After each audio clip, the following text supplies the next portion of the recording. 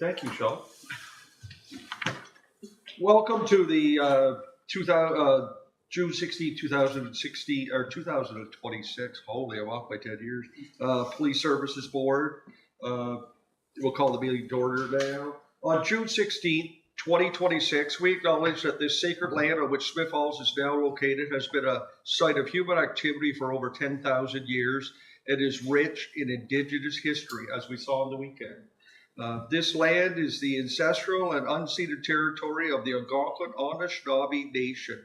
We are grateful to the Algonquin ancestors who cared for the land and water in order that we might meet here today. We are also grateful to the Algonquin people for their contribution in the making of the Rideau Canal, which runs through Smith Falls. We are mindful of broken covenants and the need to reconcile with all of our relations. Together, may we care for this land and each other, drawing on the strength of our mutual history of nation building through peace and friendship, being mindful of generations to come. I don't believe I have any remarks right now. It looked like it was a busy weekend with the powwow. The weather didn't cooperate, but one day we moved indoors and stuff. which was well. Whoever thought of that was well thought out for sure. We had a further comment. Community Service Officer Sean Gilligan was among the highlights of powwow when he would have participated at one of the finalists and one of the open dances. So I've got a video I'll share with the service. But just showing great support and enthusiasm for the community. Yeah, it didn't come through our phone, but I think he sent it to me last night. So He's a pretty fine fellow. If we could just pause, I just checked to see, and I'm not seeing the stream on YouTube or Facebook. I was confirming. So we had this issue last night as well. You're gonna have to read it again. Do I have to read the land acknowledgement one more time? Yeah. Okay. But Anishinaabe, I'm nailing that now. Did you see that? I was having the hardest time. Jay got to say it. He can't say it. I don't know if it's a choice or. Oh, it is so. But if it's being recorded, they can just post it out for more people.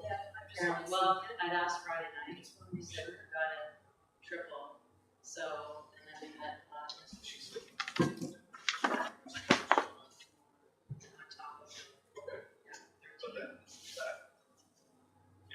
that after that. So that's. We'll wait. Okay, you can proceed. They say it's fine. Okay, good, perfect.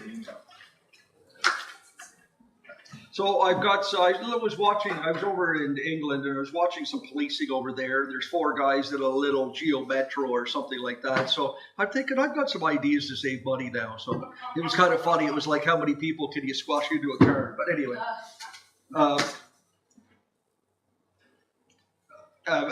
Amendments to the agenda. Anybody have any changes, additions, deletions? If I could just make remarks just in regards to the 2 officers that were killed in the line of duty in the last Absolutely. week.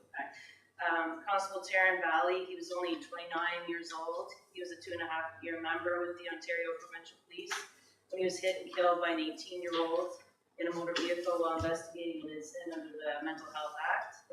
He was a member of the Dufferin Detachment, well respected. He always dreamed of being a police officer. And then Constable Mark Pinizotto was an 18-year member of the Toronto Police Service, and for the last 5 years was on the Emergency Task Force.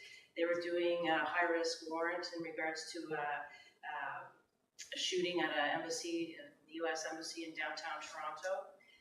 He was shot and killed. And he was an avid hockey player, husband and father of twins. So, the loss of these officers is a reminder to all of us on what's happening in our province and the systematic failures that are prevalent in both of these cases.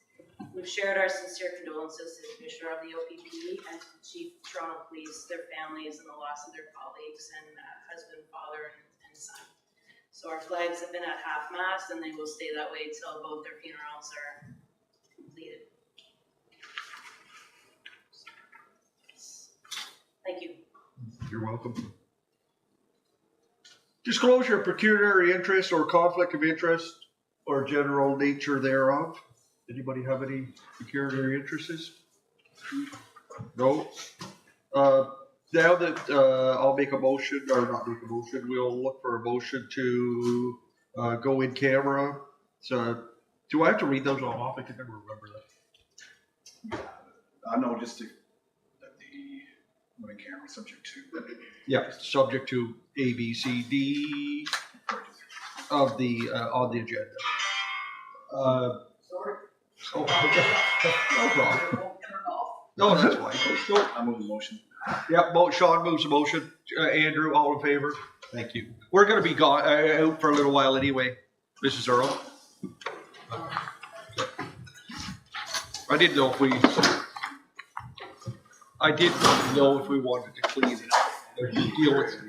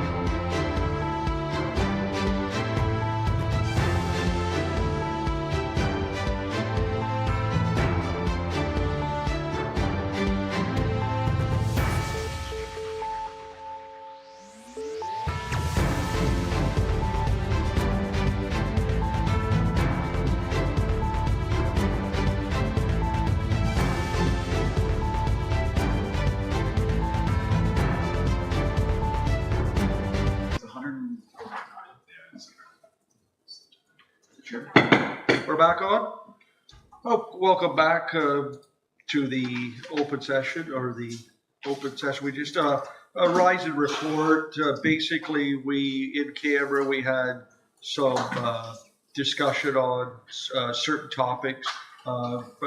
Chief MP brought us up to date on the any staffing issues or anything to do with that. And that's about it. I think there's some potential litigation items that we discussed, but they obviously they're of private nature. So. Correspondence. Sorry, I think we're reading correspondence. We received a June 5th, 2026 letter from Kelly Denham titled Unresolved Governance Issues. Board member Howard will speak to those if that's all right. Absolutely. So first and foremost, the engagement and interest in the policing functions in the town of Smiths Falls is incredibly important, as the police are an integral part of a safe society. From time to time, our job as the board is to ensure that justice is not only seen to be done, but is actually done. The police officers themselves are often in a thankless job of having to make decisions in real time, while the public and the board has time to scrutinize the decision made when the information they have is limited and the pressures of the moment are great.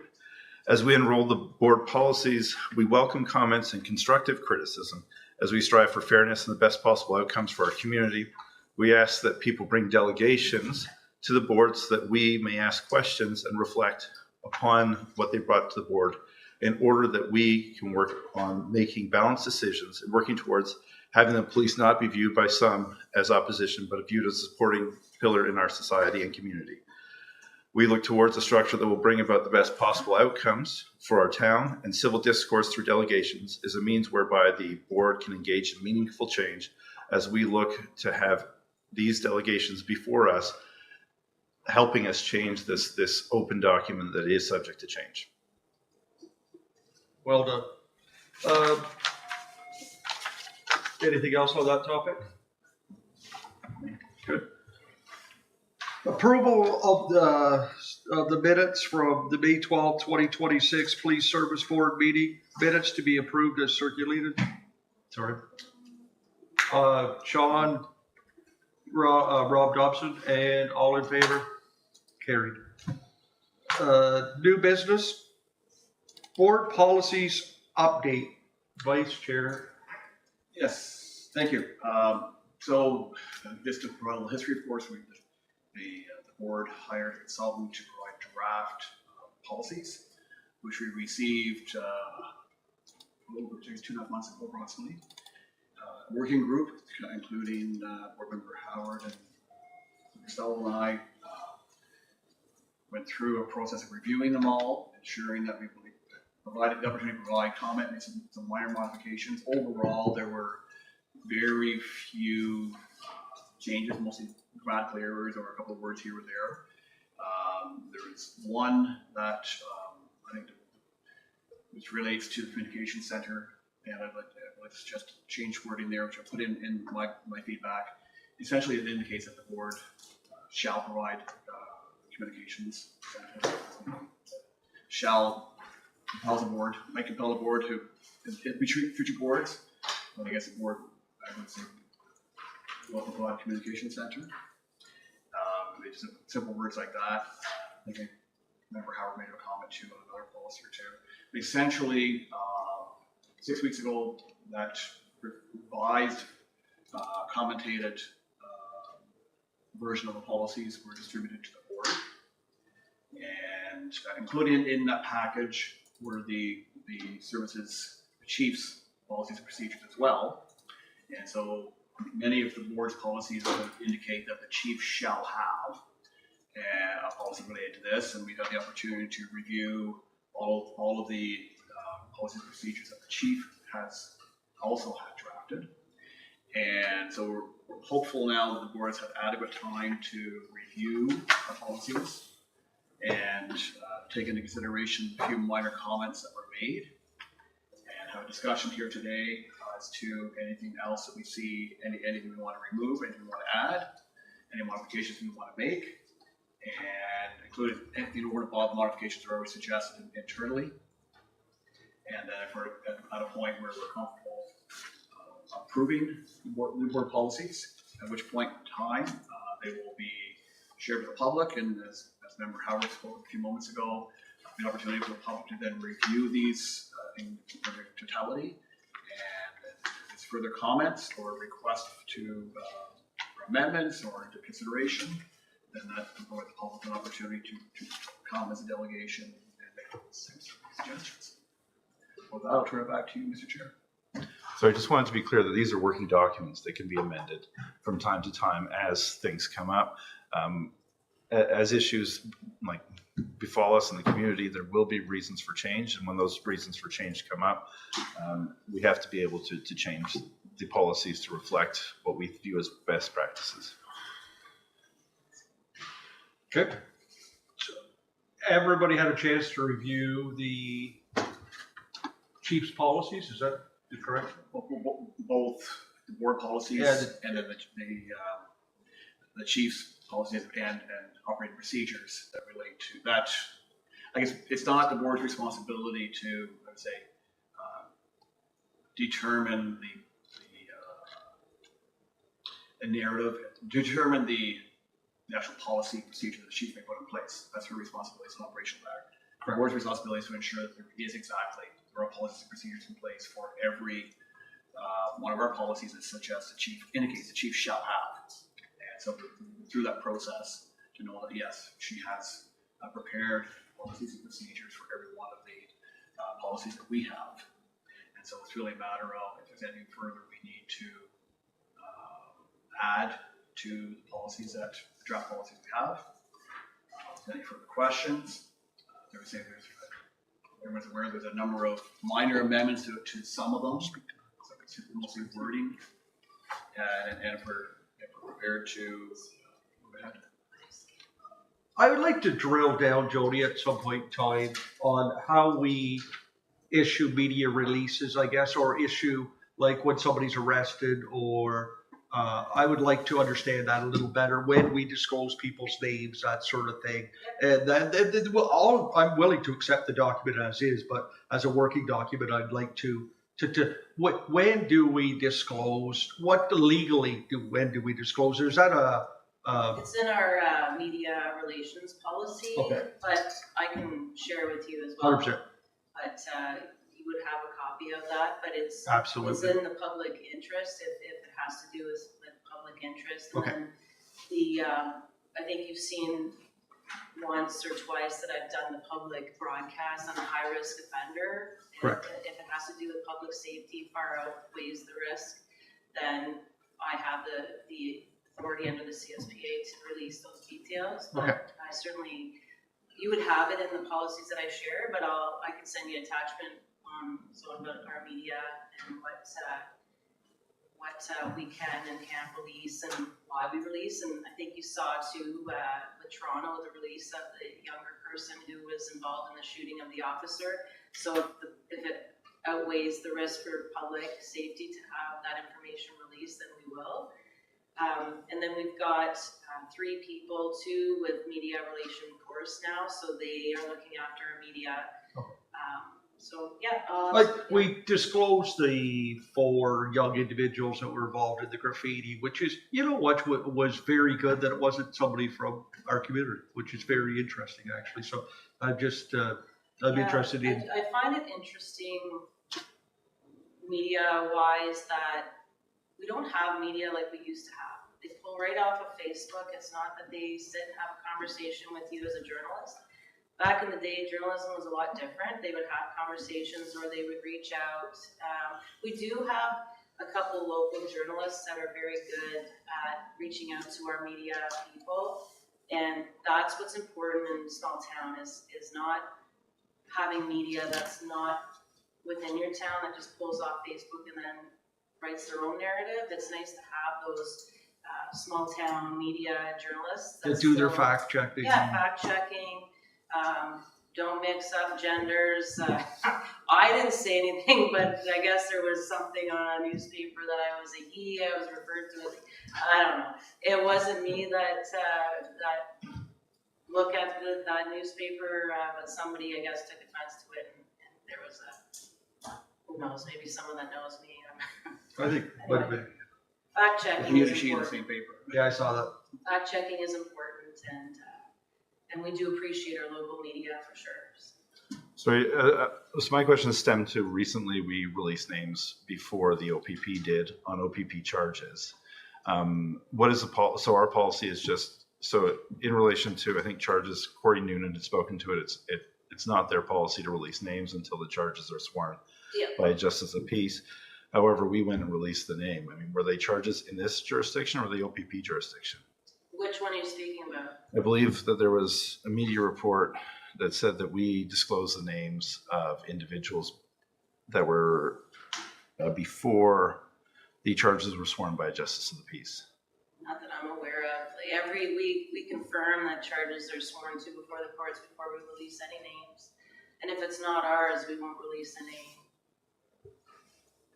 Was that in one of the newspapers or? Yeah, the Smith Falls Police later shared the OPP's post on its Facebook page, describing the individual as a very high-risk violent offender well known to our police. We didn't release his name. We had a conversation with the OPP media to release the person's name. And then they did when that information was sworn to before the courts, because we were aware that that person was a high-risk offender, but we did not release his name. Okay, thank you. Any more discussion on both our policies and the board's policies and the Smith Falls Police Services policies? I know it's an extensive, Yeah. especially Yeah, on the operational side. Yeah. Sheets, Yeah. but again, I think as Member Howard has indicated, these will continue to be revised as time goes by. If there's a need to add, I think it's important that we approve the policies if we don't have the opportunity to productively review them and share with the public. Cool. One edit that I would suggest this morning is for the policy, I forget the number right now, but there's a policy on victims of crime. And in that policy, it talks about supporting victim services. And I'd like to add to that the proceeds of crime will support victim services because that organization is underfunded. And I think it makes sense that proceeds from it support it stays in the same message. Comments on that? I'm just trying to find it. Which policy do we not? Vote when that money gets allocated. Yeah, so I'd like to just put it in the policy. Oh, so you're speaking of the proceeds from seizures, that the board has the authority to then use that money to different charities. Yeah. So Chris just wants it enacted that one of them always is victim services, that a One fund. of them, but not all. No, I think as long as victim services is underfunded by the province, I think that that's where the priority should be for that spending. Going as a chair, I guess. I guess my reluctance would be if I still like to come to the boards in the future for decisions based on the facts that come at the time. Or these are all of a sudden the province says we're going to invest more in victim services across the province to recognize what that is. The needs may not be the same as integral health, as an example. But I think so I would rather leave discretion to the board in the future. I guess as the policies are living documents, I'd rather change it if the circumstances change, but to give them a more stable source of funding and not have to wonder each year, are we going to allocate 10% or 20% or 50%? But I think we also don't know what the proceeds will be from year to year. Sometimes none to distribute. I think it'd be hard for them. It'd be hard for any organization to rely on that, not knowing. And if it is embedded in policy, then it would be future administration chiefs would simply follow the policy. It would not be come back to the board for discussion and decision. And if it's a situation where if it's going to come back to the board anyway, then it doesn't make sense to have it in the policy. But I think there's full respect that is an organization that needs support. At the same time, I think there's other organizations that probably do as well, whether it's family children's services, whether it's integral health. maybe it'll depend on the recommendation from the chief at the time, based on, maybe where the proceeds even originated from, or maybe the situations in our community at the time maybe require those needs, but I prefer leaving it fairly fluid, myself anyway. Is that something we need to vote on or discuss? So in the fall, we discussed this. So we just determined that it was now a board decision. Before, I think it was left to the chief, and we had discussed that the board would make a determination in terms of the allocation of the funding. And some years, victim services may be adequately funded.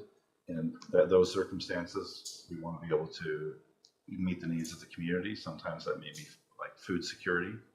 Sometimes, as Sean says, it may be interval house, but I think it has to be fluid based on what the greatest need in our community is.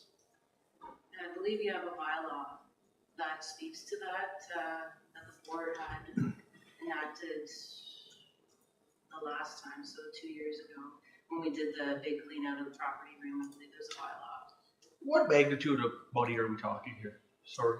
Well, Is it 20, 30,000 or what is it? No, the last time, because we had some significant seizures, there was quite a bit of money in our vault. Yeah.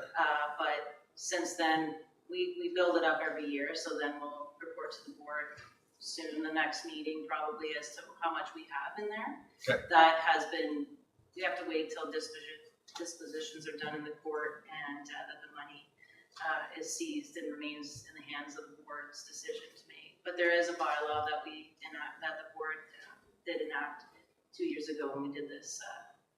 Chris, again, sorry.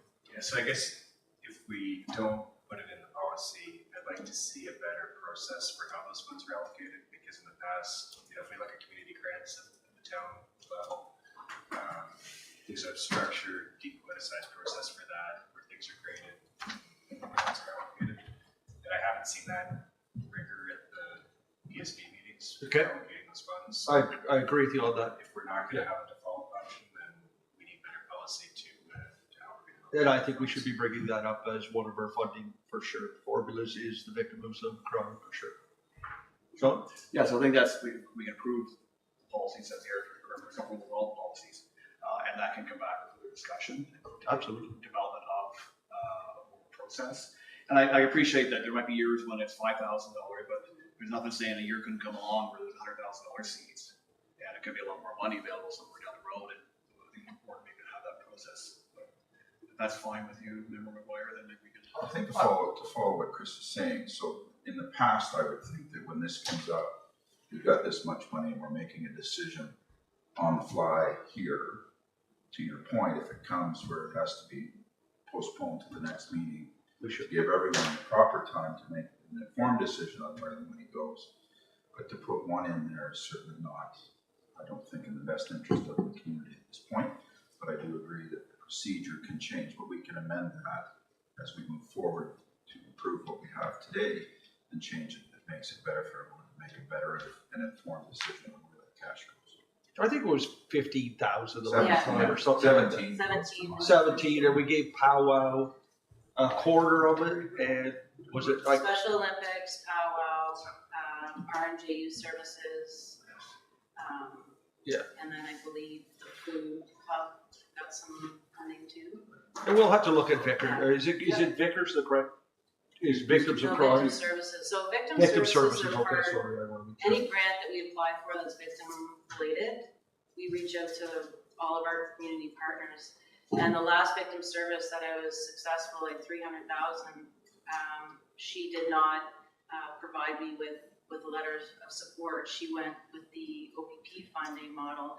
Now I have put in money for victim support, like gas cards or things that they can give to victims. But as far as the big, that's when I was able to get funding for the victim advocate to work within our police service, to be that person that reviews all the domestics and then reaches out to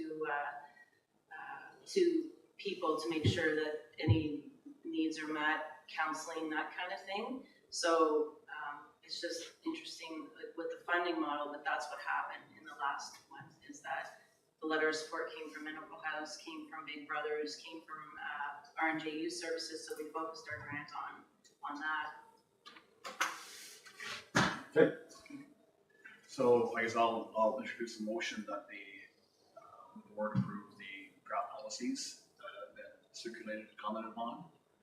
And then the policies be posted on the board's website for public involvement, review. And obviously there's nothing further. We need to say if they can be better in the future. We know they can be better in the future. Seconder? Sorry, over here, the big fella. All in favor? We don't need to pass a motion on Jody's, on the police, on the policies. No, by approving our policies, it should be approving the chief's. Understood.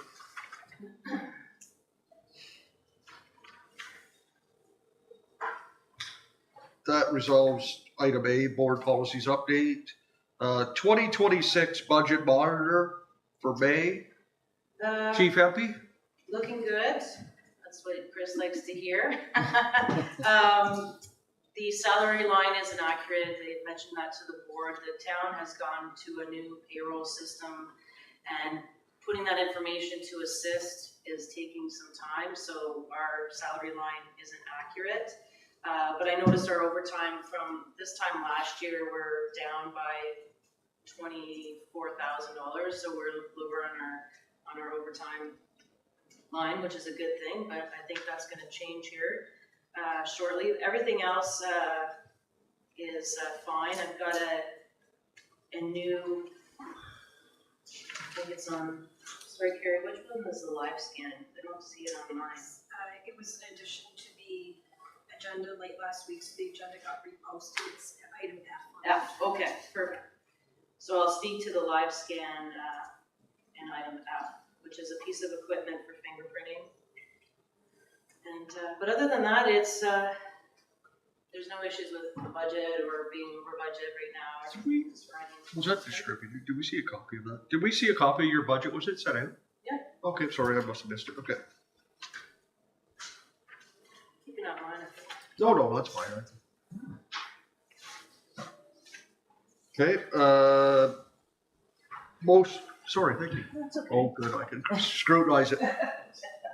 Chief, could you also touch base on motion to increase the capital line for cruiser? So last board meeting, we spoke of it, but I always like to have proof for the town, so when I'm doing a change, I would like the motion to be out of camera and proper for auditing purposes. So if we could, if the board could make a motion that the chief be authorized to increase the capital budget. We spoke of this the last meeting to go over budget on the hybrid Ford to get our equipment.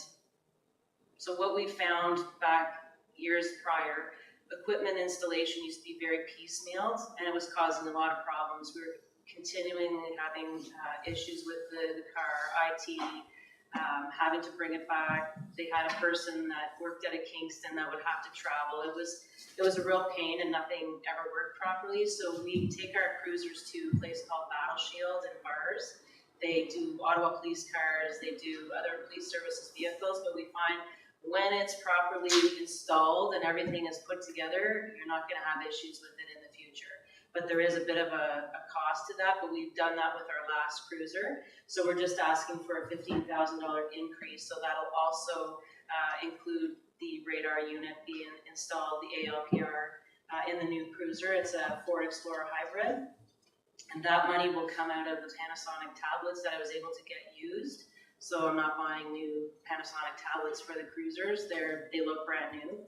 So as police services across the province maybe upgrade, the tablets that they have were brand new. So our IT person was able to acquire those at a fraction of the cost that what I budgeted for. So I just need to have a motion that the new 2026 Ford Explorer hybrid cruiser to have the limit raised to $15,000 to accommodate equipment, installation, and the new radar unit. And further, that the $15,000 be taken from the Panasonic tablets for cruiser to increase the capital line for the new cruiser.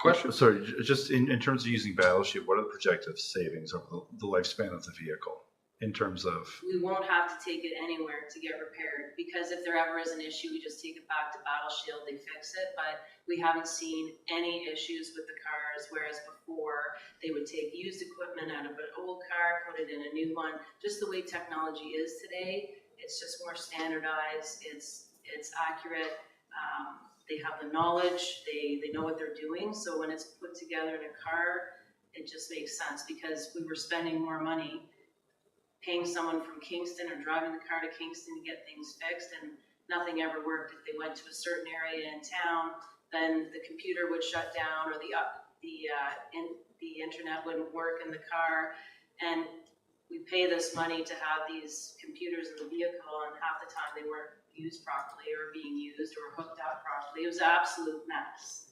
So when I have new IT people now, they've taken apart the cars, they see how it's working, and to have each cruiser as we go, so the last year's one and going forward, every cruiser is gonna be the same. It's gonna be built the same, so that there'll be no issues, because the one company knows exactly what it is, they know what they're doing, and they can resolve the problem, whereas when you had piecemeal cruisers being put together with IT, the previous IT, then there was nothing but problems and headaches and having to take the car in and moving it to Kingston or bringing someone in that didn't have the knowledge of how this thing was put together. So it just made a lot of sense to do what we're doing now. We started this last year using that company, and it's been worth its weight in gold because we've had no problems. And so every time, so if an officer jumps into this car, he jumps into this car, they jump into another car,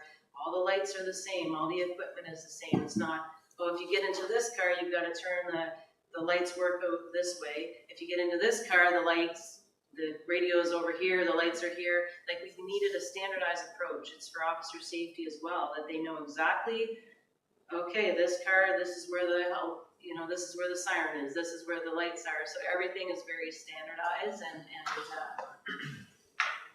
and that there's no issues, because it's nothing but headaches. The KISS policy, keep it simple, stupid. Yes, absolutely.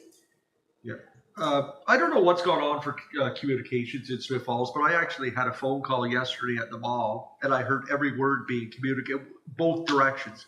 When I was talking and when I was receiving, I could hear everything. I went, oh my God, I don't know what's going on. And I see a new tower just past the Pentecostal church. The tower is. I don't know, no one tell us. And So basically, no towers. it was unbelievable. Yeah. We're almost in the 21st century. I couldn't believe Yeah, it. we're coming along. Sorry. So motion to Sean, you first, second. Rob, all in favor? So far, so good, Jody.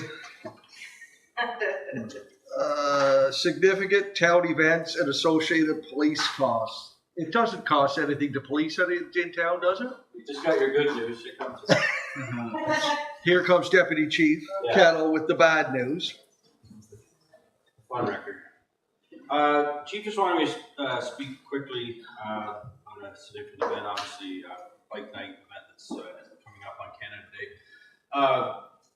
To the credit of the Downtown Business Association, they've done a very good job in promoting and putting on these bike nights, which are clearly fantastic for the town of Smith Falls. We had 4 last year, 1 this year, and each event we're seeing increased presence and growth, and which is fantastic.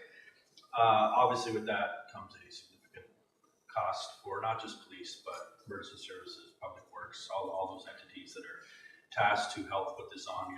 You're talking about blocking off your entire downtown. What complicates the Canada Day one more is there is another event by the Chambers put on in behind the tap house in that parking lot. There'll be a concert there, and a venue. Bike night will be going on for the day, and then fireworks that night. So we're anticipating a significant impact on our resources, in so much as every officer's holidays have been canceled, and our dispatchers, well, all our support staff, all their holidays have been canceled for the July 1st event, and everybody will be working at some point during the day, if not all day. With that, because the downtown, again, they're doing a really good job of promoting this. We're seeing some Facebook posts where they're anticipating they're trying to get 10,000 bikes to come to this event. That's a lot of people, and I don't really More than our population or about our I population. don't know how else to say that, but it's going to be a lot of moving parts on that day, and Sergeant King and myself are trying to come up with a robust operational plan that carries all three of those events, so we can provide the safety and security that's needed for everybody. So it's a great day and a fun day, which we're anticipating. In that regard, we have reached out to the OPP for some assistance. I'll be dealing with one of their officers, Inspector Underhill, this morning once this meeting's done to kind of finalize. We've asked them for some additional supports and uniform presence to help us just to manage the mere volume of people we're anticipating. With that, because it's a holiday and people coming back off vacation stuff, we're anticipating, I think we were ballpark looking at $10,000 to $15,000 for staffing costs just for that weekend.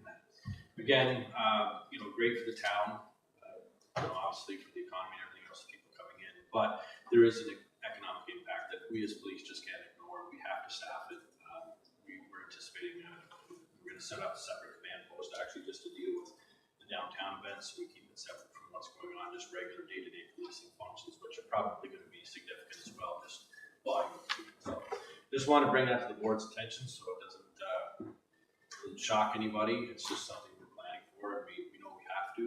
There's also an event planned for August and September.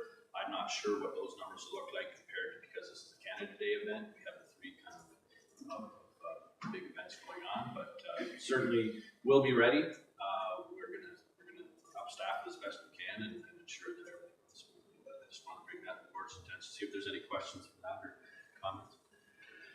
I think from my perspective, the economic value to the town of Smiths Falls, bringing that number of people is wonderful. I think at the same time, if you're able to handle it, that's incredible. And then the costs associated with that, I think, should be borne by the police service, as it is such an important event for the town of Smiths Falls and the tourism and bringing people here.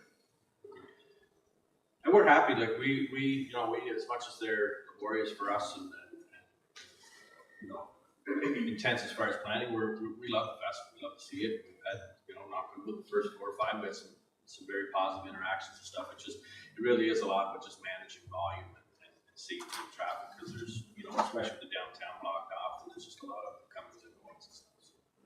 And I think it is appreciated the fact that you're willing to take everybody, or everybody's willing to, not necessarily want to give up their vacation, but willing to give up their vacation for this day. Absolutely, yeah. And I think that speaks to the officers themselves and their dedication to the service here in the town. I don't think we've had any pushback that I know from anybody that's upset about canceling. They know it's part of the job and duty calls sometimes, but it will be all hands on deck. Have you had conversations with the Downtown Business Association about possibility of cost recovery? I know they've got some resources, money dedicated to security. So does this change the security they need and to pay for the event? Certainly, we've had discussions with them. We've also made suggestions on things that they can provide as far as maybe increasing their number of volunteers and stuff like that. I know Public Works has had some discussion. I won't speak for Commissioner McMahon, but about cost recovery stuff. We've certainly engaged in some of those conversations.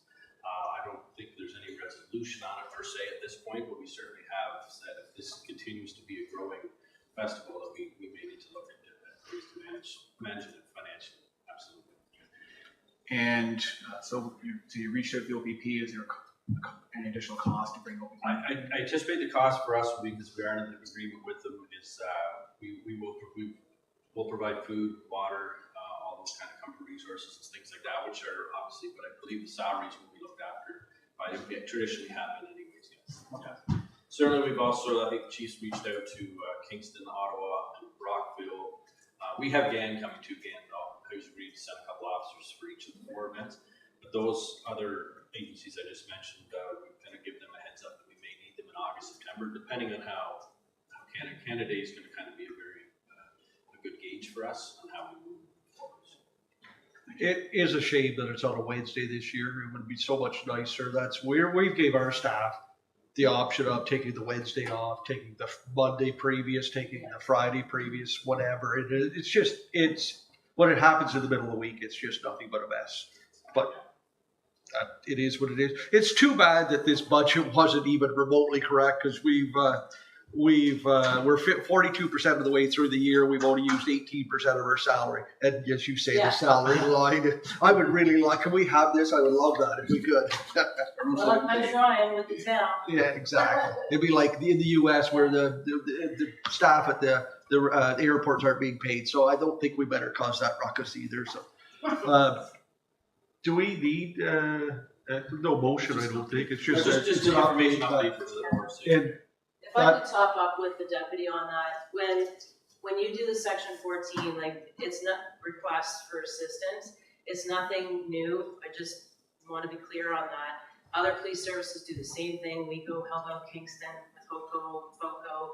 Ottawa, unfortunately, we can't help them out on Canada Day because we're strapped, and other police services as well. So, but it's more formalized under the act because salary is one thing that is not always clear, and it's open for discussion with the chiefs, is especially in small services. If you have a big event, do you cover all the salaries or is there sharing? So for example, when we've helped Gananoque, we've covered our officers' salaries, but the chief in Gan could say, listen, this has become, a hardship for our town. We're helping out Smith Falls. I may have to cover Gananoque's salary. So it's something to also keep in mind that obviously there's a big economic value. The DBIA has been excellent as far as understanding this is affecting our resources, and it is because, of course, we're under a microscope budget-wise and with overtime, and certainly you cannot predict how many people are coming, as the deputy says. You could have less being Canada Day, but we could have 20,000 people here. So we have to make sure that we plan for the worst case scenario, and that's what we're doing. And we will have leisure days have been nice enough to actually lend us a camper. That's going to be our post, our command post downtown, so that we have an area that officers can go for water, food. But we needed a base down there. The fire hall has always been good to support, but we need an actual command center, and the staff sergeant will be the incident commander of the event. So it is quite the undertaking, but I do understand in speaking with the DBIA that there might be some money aside for resources to help the cost of the policing, knowing that it comes out of our budget. So that conversation is happening, and we'll put an invoice together so the board is also clear on the cost of these events, and perhaps that is something to look at in 2027 when the budget's being done. Do we put aside, money allocated strictly for events? I think that's fair. I don't know if everybody understands how the DBA, it's a tax levy. It's actually a division of council, if you want to get technical. And so a taxpayer, me at the mall, for example, I own the mall, I pay my taxes, and that's who's going to pay to police this event, even though it's for the betterment of the downtown business. So as a taxpayer, I think it's fair that the DBA contributes something.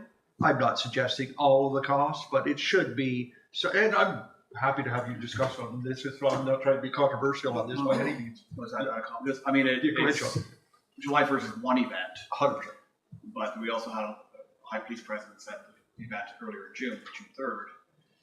So additional cost will be for that as well. So we're looking at before, and then August and September. But it could be, if you multiply 15,000 times 4, it gets to be a much larger number, right? So I think there, and the DBIA does have vendors, a lot of vendors who are paying fees to be there. So I think there's revenue sources to help offset some of the costs. So I think it's fair to say if we can, some cost recovery, as you say. Yeah, I think they're open to that. As you know, being a small town beforehand, police always absorb the cost. It wasn't a big deal as far as, Rib Fest, for example, or things like that. Like, we would absorb that cost back when Chambers, does that. But when this event is probably, for everyone, it's most significant that they've seen in Smith Falls. And so, what we saw the last event, we need to really up our resources.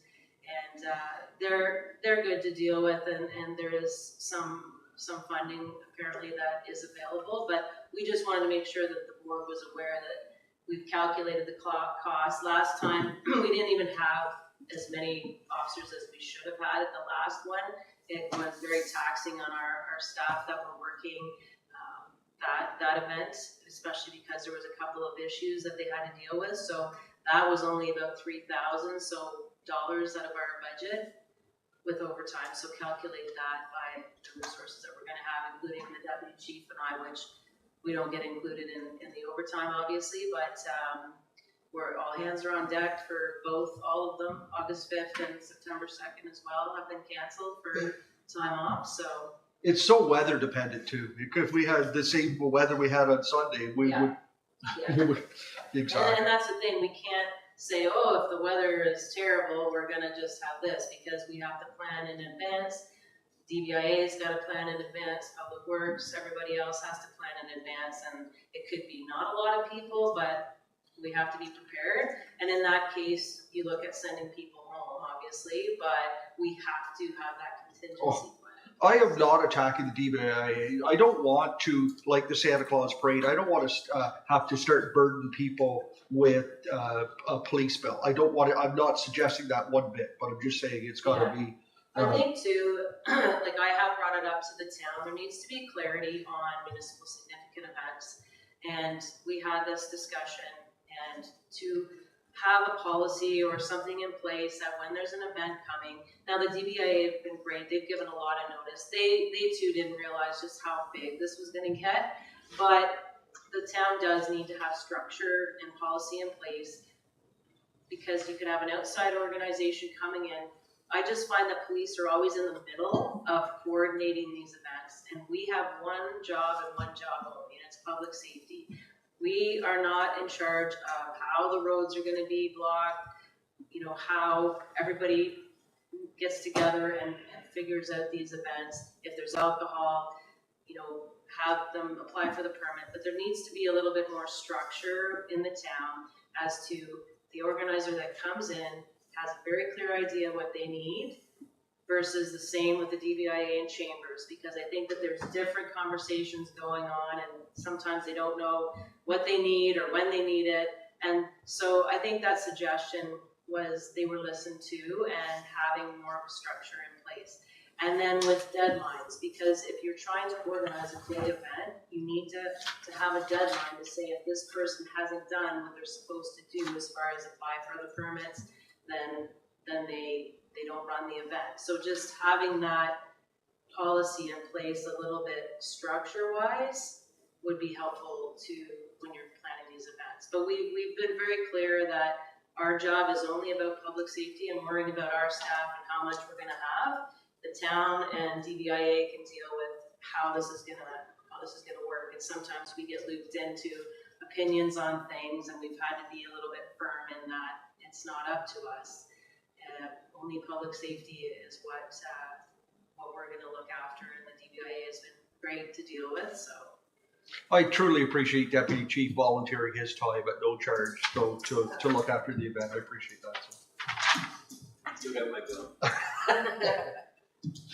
Anybody else have any comments on this? It is a significant cost, but again, we'll monitor it and work it in. Thank you, Deputy Chief Kettle.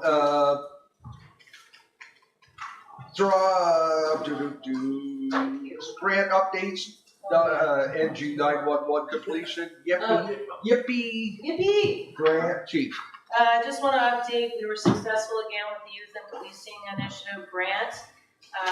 This year we got $24,963. So as per Yippee student is about $6,230 per student, with some money towards a uniform, which we're using last year's coats and that kind of thing. So we might not even have to spend as much, but there always is a bit more of a cost because we train them in first aid and CPR. We give them some opportunities that they might not get elsewhere.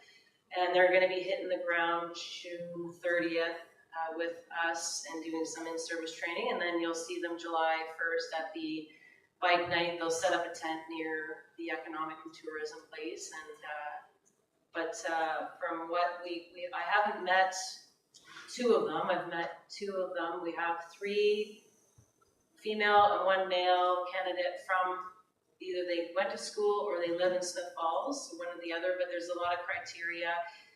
Sean Kyogan and Ashley Ferrier and Derek Dewey looked after the recruiting of, we had over 21 applicants this year. And then they narrowed it down to interview, I believe, 10 people. And then narrowed it down to 4 really good candidates, and they speak very highly of all 4 of them. So we'll make sure that they're introduced to the board. But one thing to keep in mind, and maybe look at your calendars, the graduation for their YIPI is August 21st is their last day. We don't have a board meeting that day, but last year was very meaningful having a board member to come. They did it here, they had cake, they did a presentation, and they highlighted what they did over the summer. So that date is August 21st. And what time is that roughly? I think it's gonna be late. Afternoon? Afternoon, yeah. Okay. So it's a And Friday. then I have not heard about the community safety and policing grant, local and provincial. I've reached out to some government partners. It's still up in the air. That one, we're really hoping that it's gonna come, because that really helped our police service, so to even apply for it. There's a mental health support grant that I'm looking into as far as officer wellness. And the NG 911 grant, we've finalized everything for NG 911. We switched over officially yesterday, which just means that we have, the switchover was successful. We haven't switched to NG 911. That's a decision that we'll make when all the staff has been trained and updated on the new NG 911. We sent to our IT person and a communications supervisor to Owen Sound for the training. It looks like a fabulous way of the new generation of 911, and hopefully very easy for our staff to use, less phones, more technology. But they always say to leave the old one open so that if something goes wrong, you can switch back. So we're gonna make sure we're very prepared, but we anticipate that that's gonna be done late this summer when everybody's trained and ready to go. But everything went successful from the background of it. And that's it for the grant updates. Well, would you like to stay on the hot seat, Chief Empey, and talk about the replacement purchase of the live scan? So the live scan is a technology piece that's used by law enforcement for capturing fingerprints, palm prints. It's electronic. We've had this one for a few years. So I was advised by the company that it's reached its end of life, so there's no more replacement parts for this. So we have a choice. I could take my chances and keep the old live scan, but I could have issues with it, or we replace it now. The only problem is I sent the invoice for the new live scan, so it's $27,000 and change for the new one, which we didn't budget for. We budgeted for the repair of it, which was just under $7,000 is what we paid for maintenance. So we would be over budget in that line. But overall budget line, if you remember for salary, we had a resignation, so I know for sure in one of the lines we're gonna be under budget. But overall in that line, we're gonna be over budget in our operating line. So we have a choice. We can hang on to this with the hope that nothing goes wrong, or we replace it now and be over budget in that line. And I did send the board the invoice, weeks or last week when I got it. Thales, THALES. And they are the only ones that have this equipment, and it's similar ones that are used across the province, and it's one that we're familiar with. It's just unfortunate that they all of a sudden are saying that they don't have replacement parts if something goes wrong between now and the end of the year. So. You have it budgeted for 66. So 690, so that, 6692. yeah, so there wouldn't be any maintenance, obviously, if we get a new one, so that money would go towards the new live scan, and then we would be over budget in that line.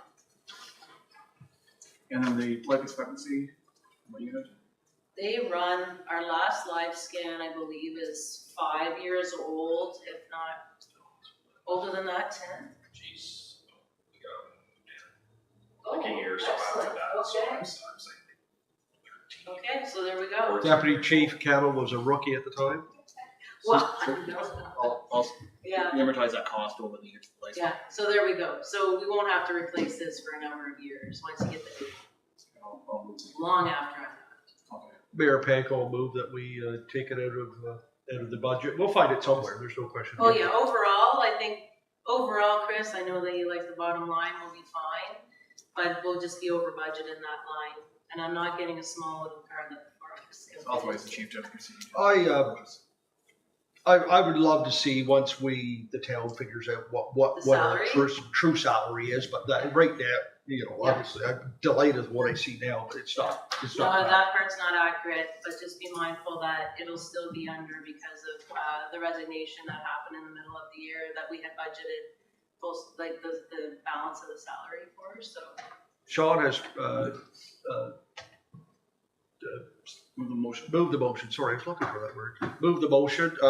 Andrew seconds. All in favor?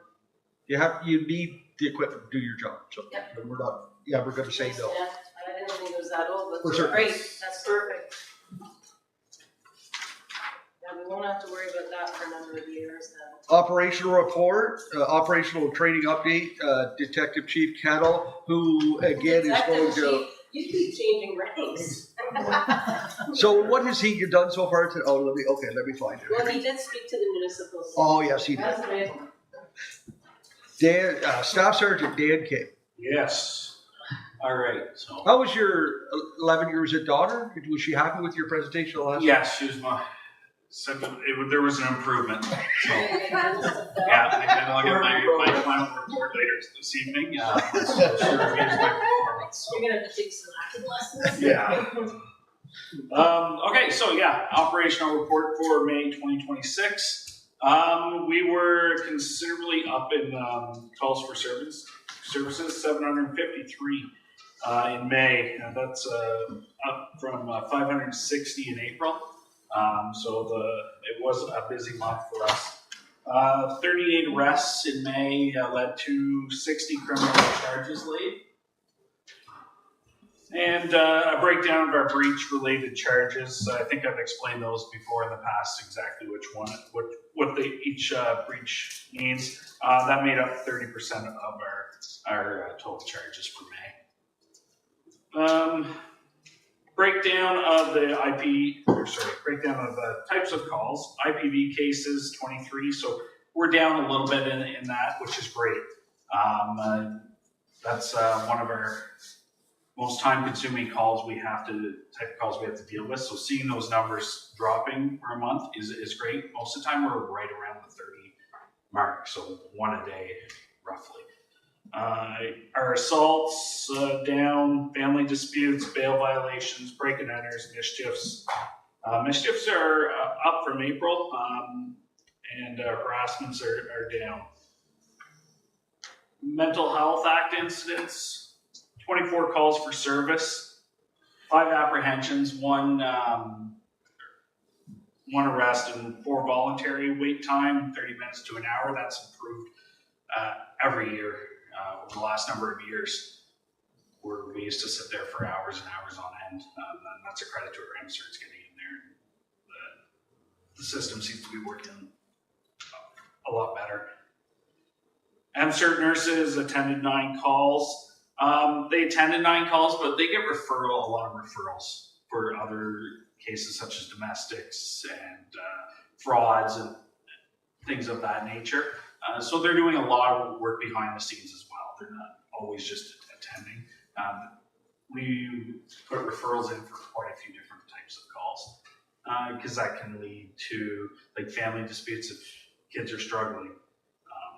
They have the resources to point them in the right direction. Proactive policing, foot patrol hours, 17, school visit, 46 hours, community service, 69 hours, and bike patrol is 20 hours. Traffic enforcement, again, just a breakdown. Significantly, the 176 vehicle stops, 102 of those resulted in 126 charges being laid. And collisions, 12 in total. And again, a breakdown of where they took place. Alcohol, drug-related charges, 8 criminal charges laid related to proactive traffic stops. Operation impaired, alcohol, one of those. Failed to comply with the breath ban, so it's a refusal to, which still results in a charge. Open alcohol and cannabis readily available to the driver. 2 of those. STEP initiative was aggressive driving infractions. So for Canada Road Safety Week in May, 74 charges were issued directly related to that. Our officers right there proactively watching for these infractions, proactively stopping the vehicles, and there was some education made in some of those cases as well. Impaired driving seems to continue to be an uptick in 2026. 18 tests have been conducted with 16 charges. 16 persons being charged. Step for June will be vehicle equipment safety offenses. And our top 3 traffic enforcement officers for May were Constable Sly, Constable German, and Constable Robideau. All very young and motivated officers who are out there consistently month after month.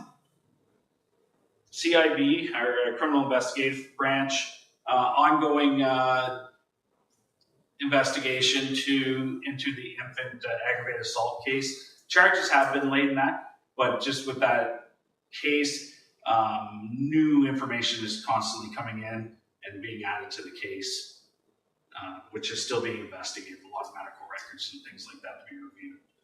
Historical IPV, waiting on Crown consultation. Ongoing drug evidence gathering from our CIB team and the road units, compiling where that's taking place and who these people may be. Peer-to-peer training course, one of our detectives took the training. I'll touch more on that in a minute. Ongoing fraud investigations, process commitment for the replacement of Detective Constable Brett. So we're in the middle of that right now to replace his position in the crime unit, which is desperately needed. And CISO operating body conference was Detective Constable Drisky attended for 3 days on that. Community safety officer, school visits, at-risk meetings, presentations at the schools, bike rodeo, police week, a number of events took place. Red Shoe Run, Hanley Hall lunch, Yippee program interviews. Like the chief was explaining the Yippee program, so Constable Keoghan and Special Constable Ferrier are going to be looking after the running of that program. So that's a big task for them to get through all the applications, interviews, and selecting our successful candidates who will hopefully be meeting here very shortly. A couple of media relations for interviews and with Lake 88, Bob Rowe, and one with Kathy Botham at URTV. Just some pictures of our community work. We hosted, the association and the police service hosted our Special Olympians for a barbecue at our back lot. That's a yearly event. It's great. They come out. They love getting in and out of the police cars, hanging out with us. We had a number of games going on, beanbag toss and kerplunk, a giant size 1, Connect 4. It's great to get out and interact with them. They love coming to the station, having a barbecue. Obviously, the bike rodeo, teaching kids bike safety and informing some of the parents of what their children should be doing and wearing while they're on the streets. Coffee with a cop, a couple of our officers there, and ball hockey, and the luncheon for the food hub at Hanley Hall. Special Constable report. Ashley's out in the community quite a bit and interacting with everybody. So that's just a list of all the things she was able to get to during the month of May. Ball hockey, coffee with a cop, school visits, barbecues, One thing definitely to touch on here is she recently took a course on crime prevention through environmental design. So what that is she's able to go around, say if there's a break and enter or mischief caused to a business or a residence, she can go and evaluate that. She's training now, and she puts a report together on things that the homeowner or business owner could do to prevent crime taking place, lighting, camera systems, shutting off, like maybe there's a path that everybody sneaks in between the business, closing that off, talking to the business, it keeps people out of the back of the properties, things like that. So she's done one report which was very in depth, and that was presented to the business owner. And going forward, she's definitely going to be taking on more of that and doing more of those reports and following up with break and enters and mischiefs and things like that. See if the business owners or homeowners are interested. With the triple homicide investigation of Rockville, we lent our services to them. She was able to go down and help out with some scene security, just due to the nature of that case. And here she is out in the community, our barbecue, bike safety. A number of courses in May and workshops, a couple new breath techs, some updated niche training. Myself and Brad, Sergeant Walker, attended Ottawa for a professional standards investigators course. Some DNA training, freedom of information, traffic course, and court managers conference are some of the courses that were attended in May. Stats for criminal record checks, if you want to check those out. Mischief to the Pride Crosswalk. As we all know, it's been all over Facebook and been a topic in the town in May, at the end of May. There was some damage caused to the new gazebo and the freshly painted Pride Crosswalk. We were able to attend very quickly and establish who did this in short order. 4 adults from outside our jurisdiction, Perth, Carleton Place, Almont, I believe, had come to town and for unknown reasons decided to damage the property. This we were on scene very quickly. We were able to collect video evidence from both scenes and the surrounding area, which helped us identify vehicles, helped us identify the persons involved. Constable Ben Keoghan, Constable Cade Townend both worked that. They're on opposite platoons, but passed the investigations off and worked diligently and were able to arrest everybody within, I believe, a week. So it was a great work by those two young officers. And just some pictures from, there we go. Premier Doug Ford's visit on May 8th. Officers providing some security for his visit. That's it. Questions? Nope. So I was just wondering if for future presentations, if we could actually put year-over-year statistics, so May 2025 versus May 2026, just so that statistically we, when it's warm outside, people tend to do dumber things. We want to see them get to zero eventually. That's what we're hoping. Right? We want to see everything that you have nothing to do anymore. That they're all at zero. It's what we want. So Perfect. Yeah. I'm not an 11-year-old girl. I don't think. Anyway, I'm not an 11-year-old girl, but your performance today was okay. Thumbs up. Don't worry.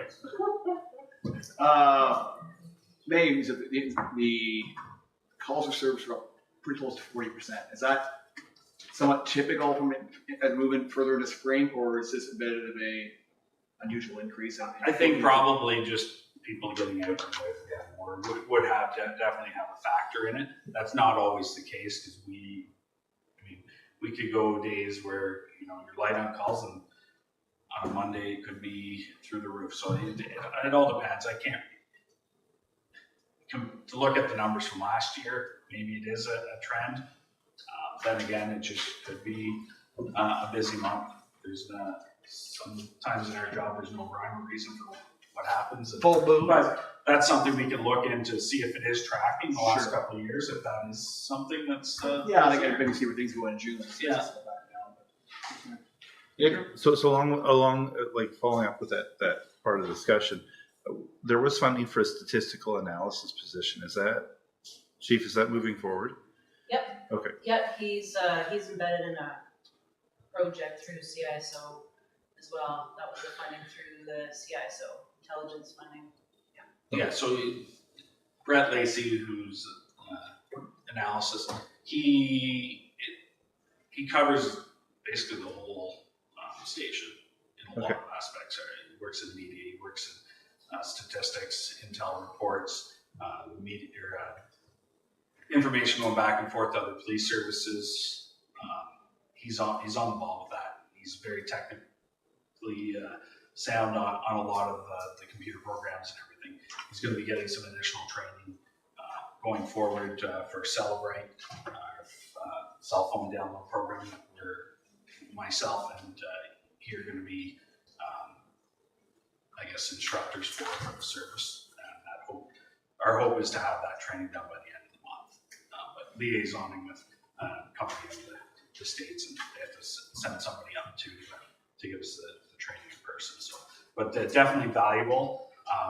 And as he proceeds through, learning his job, learning what he can and cannot do, I suspect we're going to have more accurate data year after year moving forward on a lot of things. Thank you. Any other comments? I will be attending the the Police Governance Ontario Zone 2 meeting in Carl Place Friday morning until the early afternoon. I'm sure it'll be very enlightening. Date and time for the next meeting is July the 14th at 8 a.m. Motion for adjournment. Chris McGuire, seconded by Rob Dobson. All in favor? We are hereby adjourned.